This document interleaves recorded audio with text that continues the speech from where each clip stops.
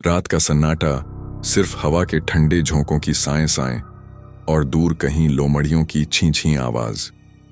पुरानी कोठी की दीवारें चुपके से सिसक रही थीं, जैसे सदियों पुरानी दीवारें अपनी दबी हुई कराहों को बाहर निकालने की कोशिश कर रही हों। मानो कोई अनसुना रहस्य छिपा हो जो रात की कालिमा में और गहरा होता जा रहा हो। तभी एक चीख ने सन्नाटे को चीर दिया, इतनी तेज और दिल दहला देने वाली कि कोठी की हर ईंट कांप उठी। मां, ये क्या जबरदस्ती है। मैं तुम्हारे कहने पर अपना कॉलेज छोड़कर इस खंडहर सी कोठी में आ गई और अब तुम कह रही हो कि मुझे यहां एक हफ्ता रुकना होगा। ये क्या पागलपन है। आरुषि, जो मैं कह रही हूं उसे ध्यान से सुन। मेरी आवाज में एक कंप कंपी थी, जैसे मैं खुद उस रहस्य से डर रही हूं। हाँ बोलो, क्या है। कल रात तुम्हें भूमिगत कक्ष में जाना होगा। वहां एक छोटा सा देवालय है और तुम्हें निर्वस्त्र होकर आराधना करनी होगी। क्या मां, तुम्हारा दिमाग खराब हो गया है क्या। यह क्या बकवास है। मैं ऐसा कुछ नहीं करूंगी। आरुषि, तुम्हें करना होगा। यह हमारी वंशावली की मजबूरी है। एक ऐसा रहस्य जो सदियों से हमारी रगों में दौड़ रहा है, जैसे कोई जहर जो पीढ़ी दर पीढ़ी फैलता जा रहा हो। मां, बस करो यह रहस्य की बातें। तुम बार बार यही कह रही हो, लेकिन बताती क्यों नहीं कि आखिर माजरा क्या है। आरुषि बेटा, अगर हमें इस ऐश्वर्य में रहना है तो तुम्हें यह करना ही होगा। अगर तुमने मना किया तो हमारी हालत पहले से भी बदतर हो जाएगी। कुछ समझने की कोशिश करो। अब सब कुछ तुम्हारे हाथ में है और अगर तुम पीछे हटी तो हमारा सब कुछ लुट जाएगा। क्यों मां, क्यों करना होगा मुझे यह सब। साफ साफ बताओ, सच क्या है। मुझे अब और अंधेरे में नहीं रहना। आरुषि, वो भूमिगत कक्ष, वो देवालय, वो सिर्फ आराधना की जगह नहीं है। वो एक समझौता है जो हमारे वंश ने सदियों पहले किया था और अब तुम उस समझौते का हिस्सा हो। जैसे कोई बंधन जो हमें अमीरी देता है लेकिन बदले में हमारी आत्मा का टुकड़ा मांगता है। आखिर क्या है यह वंश का भयावह समझौता। भूमिगत कक्ष में छिपा वो देवालय किस काले रहस्य को समेटे हुए है।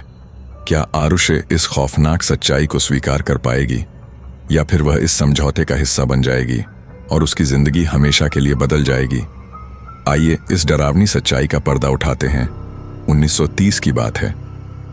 बालकिशन एक मेहनती किसान, जिसके पास पत्नी, बच्चे, एक छोटा सा परिवार तो था।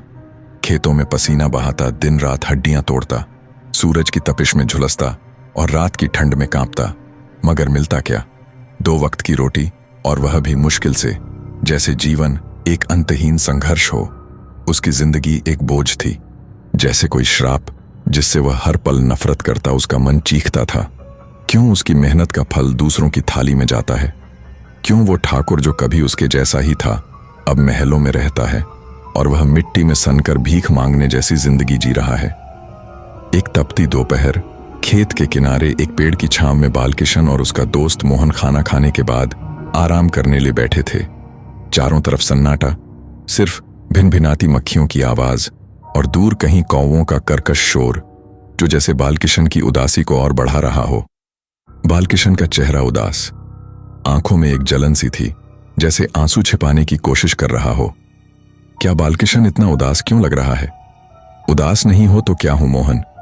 दिन रात खेतों में हड्डियां तोड़ो और मिलता क्या है। 2 वक्त की रोटी, वो भी आधी अधूरी, और वो साला ठाकुर बिना पसीना बहाए महल में ऐश कर रहा है। ये क्या मजाक है। ये तो किस्मत का खेल है ना। इसमें हम क्या कर सकते हैं। किस्मत, साला वो ठाकुर क्या सोने का चम्मच लेके पैदा हुआ था। वो भी तो हमारे जैसा था। मोहन ज्यादा से ज्यादा 2-3 साल का फर्क होगा। फिर वो कैसे इतना अमीर हो गया और हम अब भी कीचड़ में सड़ रहे हैं। वो भी तो है, लेकिन क्या, लेकिन बोलना टाल क्यों रहा है। सुना है ठाकुर पिछले 2 साल में ही इतना अमीर बना है। कैसे, खोल के बता रिया। मैंने सुना है उनके घर के भूमिगत कक्ष में एक देवालय है।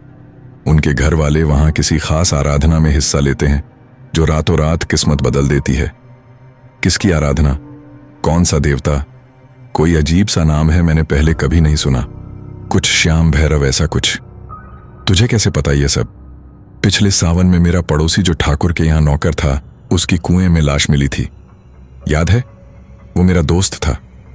एक रात नशे में उसने मुझे ये बात बताई थी और अगली सुबह वो गायब हो गया। ठाकुर के भूमिगत कक्ष का राज वो कोई साधारण आराधना नहीं है। अच्छा तो यह बात है। चल छोड़, हमारा नसीब कहाँ है ऐसा। उसने बात को टालने की कोशिश की, मगर उसकी आंखों में एक अजीब सी चमक थी, जैसे वो खुद उस रहस्य से डरता हो। चल काम पे चलते हैं। दोनों खेतों में काम पर लौट गए, मगर बालकिशन का मन अब खेतों में नहीं था। उसका दिमाग एक तूफान की तरह उलझा हुआ था। वो भूमिगत कक्ष, वो देवालय, वो श्याम भैरव, आखिर क्या राज है। ठाकुर ने ऐसा क्या किया कि रातों रात अमीर बन गया, और वो देवता जिसका नाम तक कोई नहीं जानता, क्या सचमुच इतना ताकतवर है। बालकिशन के मन में सवालों का अंधेरा गहराता जा रहा था। उसे जवाब चाहिए थे, चाहे उसकी कीमत जो भी हो। क्या वह इस रहस्य के पीछे जाएगा, या यह जिज्ञासा उसे किसी अनहोनी में धकेल देगी। एक उमस भरी शाम थी। सूरज डूब चुका था और ठाकुर की कोठी के चारों ओर सन्नाटा पसरा था। हवा में एक अजीब सी बदबू घुली हुई थी। बालकिशन अपने दिन भर के मजदूरी के पैसे लेने के लिए कोठी पहुंचा। उसका चेहरा थकान और गुस्से से भरा था।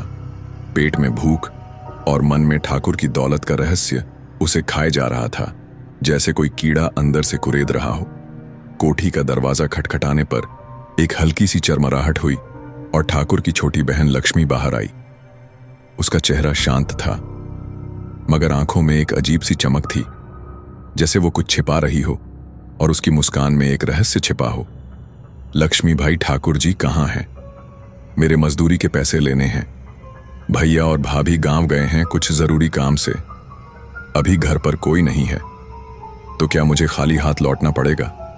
मैंने दिन भर काम किया है लक्ष्मी बाई, मेरे बच्चे भूखे हैं, कुछ तो दे दो। उसने एक पल के लिए बालकिशन को घूरा, जैसे उसकी आंखें उसकी आत्मा को पढ़ रही हों। फिर धीमे से बोली, ठीक है, थोड़ा रुको, मैं गोदाम से अनाज ले आती हूं। बालकिशन बाहर खड़ा रहा, मगर उसका मन अब पैसे या अनाज तक सीमित नहीं था।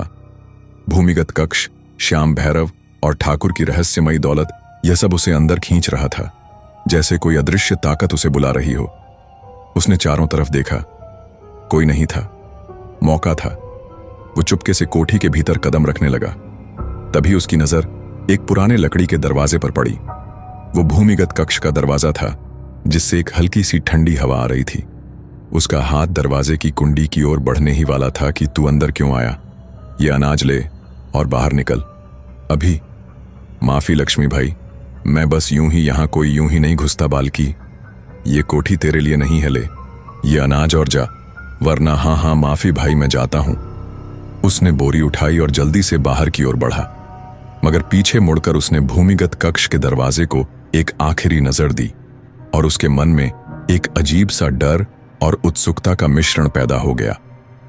बालकिशन कोठी से निकला, मगर उसका दिल अब भी उसी भूमिगत कक्ष में अटक गया था। वो अनाज की बोरी कंधे पर लादे घर की ओर चला, मगर रास्ते में भूमिगत कक्ष का दरवाजा उसके दिमाग में बार बार उभर रहा था, जैसे कोई सपना जो हकीकत बनने को बेताब हो। रात गहरी थी। खाना खाकर वो चारपाई पर लेटा, मगर नींद उसकी आंखों से कोसों दूर थी। उसके मन में एक लालच जाग रहा था, जो उसे अंदर से जलाए जा रहा था। यही मौका है बालकी, अगर तूने वह राज जान लिया तो तेरा भी वही रुतबा होगा जो ठाकुर का है। आखिरकार वो बेचैनी हावी हो गई और बालकिशन चुपके से गहरी रात में ठाकुर की कोठी की ओर निकल पड़ा। गांव सो चुका था, चांद बादलों में छिपा था और हवा में एक ठंडी सहरन थी, जैसे कोई अनहोनी की आहट दे रही हो और हवा में एक फुसफुसाहट सुनाई दे रही हो। बालकिशन कोठी के पीछे के रास्ते से चुपके छपके आगे बढ़ा। उसका दिल जोर जोर से धड़क रहा था, मगर लालच और जिज्ञासा उसे रुकने नहीं दे रही थी, जैसे कोई सम्मोहन उसे खींच रहा हो। कोठी का पिछला दरवाजा हल्का सा खुला था। वो अंदर दाखिल हुआ। भूमिगत कक्ष का वो दरवाजा वही दरवाजा जो उसने उस शाम देखा था, अब थोड़ा सा खुला था और अंदर से एक हल्की सी रोशनी टिमटिमा रही थी। उसने हिम्मत जुटाई और धीरे धीरे सीढ़ियों से नीचे उतरने लगा। सीढ़ियां चरमराई और हर कदम के साथ हवा और ठंडी और बदबूदार होती गई, जैसे मौत की सांस आ रही हो। भूमिगत कक्ष में पहुंचते ही बालकिशन की आंखें फटी की फटी रह गईं। वहां एक छोटे से देवालय में लक्ष्मी खड़ी थी, निर्वस्त्र, अपनी आंखें बंद किए और हाथों में एक अजीब सी थाली लिए। थाली में कुछ था, शायद राख या खून। उसके सामने एक मूर्ति थी पत्थर की, मगर इतनी भयानक कि बालकिशन का खून जम गया। मूर्ति का चेहरा मानव जैसा नहीं था। आंखें खोखली, मुंह में नुकीले दांत और हाथों में कुछ ऐसा जो हथियार जैसा लगता था, जैसे वो किसी प्राचीन दानव की छवि हो। मूर्ति के चारों ओर दीपक जल रहे थे, जिनकी लौ हवा में झिलमिला रही थी। लक्ष्मी मंत्र पढ़ रही थी। उसकी आवाज गहरी और गूंजदार, जैसे वो किसी और दुनिया से बात कर रही हो। इच्छाओं में सिद्ध को ये क्या है? ये कोई देवता नहीं है, ये तो राक्षस है। ठाकुर के लोग इसकी आराधना करते हैं। बालकिशन की नजर मूर्ति पर टिकी थी। तभी लक्ष्मी की मंत्रोच्चारण रुक गया। उसे कोई आभास हुआ, जैसे उसने किसी की उपस्थिति महसूस की हो। वो धीरे से पलटी। उसकी नजर बालकिशन पर पड़ी और उसकी आंखें डर और गुस्से से लाल हो गईं। बालकिशन, तू यहां क्या कर रहा है? बालकिशन ने उसे सिर में डंडा दिया और वो जमीन पर गिर पड़ी। खून की एक धारा बहने लगी। ये क्या कर दिया मैंने? क्या अब बालकिशन इस समझौते का अगला हिस्सा बन चुका है, या फिर वो कुछ ऐसा देख चुका है जिससे अब वापस लौटना मुमकिन नहीं?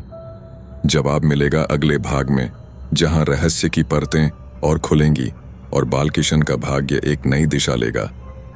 दोस्तों, आज की कहानी आपको कैसी लगी हमें कमेंट करके जरूर बताएं। कहानी पसंद आई हो तो वीडियो को लाइक करें और चैनल को सब्सक्राइब करना ना भूलें।